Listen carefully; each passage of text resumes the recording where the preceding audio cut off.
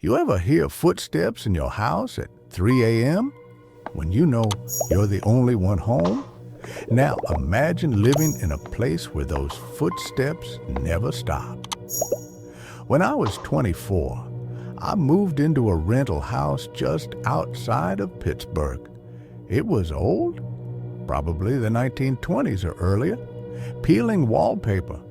That smelled like damp newspapers and those creaky wood floors you feel more than hear. The landlord barely charged me anything for rent, said it'd been empty for a while. That should have been the first red flag, but I was broke and desperate, so I said yes. The weird stuff didn't start immediately.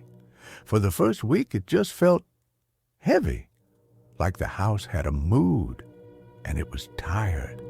You ever walk into a room and feel like something was just there? Not a person, not even something solid, just energy. That was every room in that place, like I was always walking in after something left. The first time I really noticed, it was around 2:30 in the morning. I was lying in bed, scrolling on my phone, when I heard this rhythmic creaking upstairs. The thing is, I live alone, and the house doesn't have a second floor. Not really, just an attic. No insulation, no reason anyone would be walking up there. The creaking started slow, then it picked up pace, like someone pacing back and forth.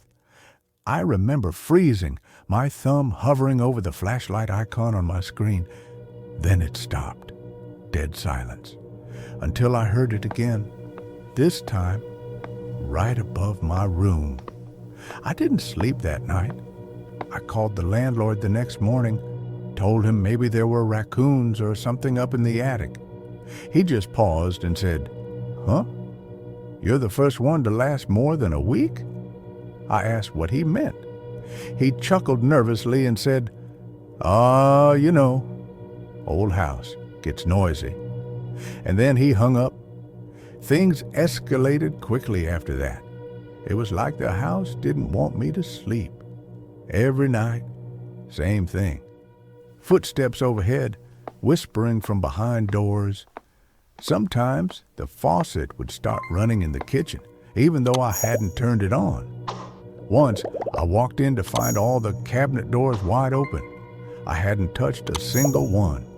The worst was the hallway light. I turned it off before bed, and like clockwork, it had flicked back on. Dim, like someone was standing under it, just waiting.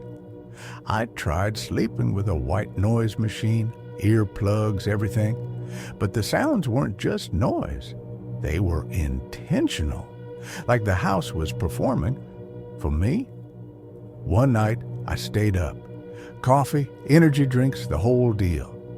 I set my phone up to record, pointed it toward the hallway. I wanted proof, or maybe just confirmation that I wasn't losing it. Around 3:12 a.m., I heard the sound again. Not footsteps, breathing, heavy, strained, like someone was standing right behind my bedroom door. I didn't move, I didn't blink, just stared at the screen as the hallway light flickered off, on, then brighter than I'd ever seen it. And then the video cut to black. I watched it back the next morning. At 3:12 a.m., right before it cut out, you could see it. A figure, thin, long limbs, no face, just standing under the light, not moving, not breathing, just watching. And the timestamp kept going. The footage was still recording, but the screen was black for the next 3 hours. I moved out 2 days later. But the thing is, the house didn't stop. Even after I left, I'd get voicemails with static. I changed my number, emails with no sender, blank subjects, empty messages. Once I got a letter in the mail, no return address. Inside was just a photo of that hallway. The light on, door slightly open. I don't know who or what is in that house. But I know this, it never sleeps.